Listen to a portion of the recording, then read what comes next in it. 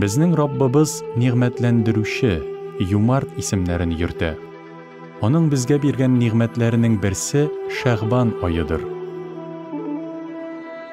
Бу айда инсан игелекле гамәлләре өчен күп мәртәбә тапкырланган әҗр-савап ала.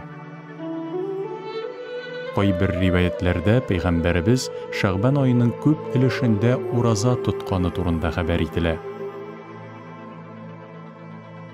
Рәсүлебез Мөхәммәд саллаллаһу алейхи ва саллям хадисендә килә. Әлеге айга адәм балалары тиешлечә игътибар бирми.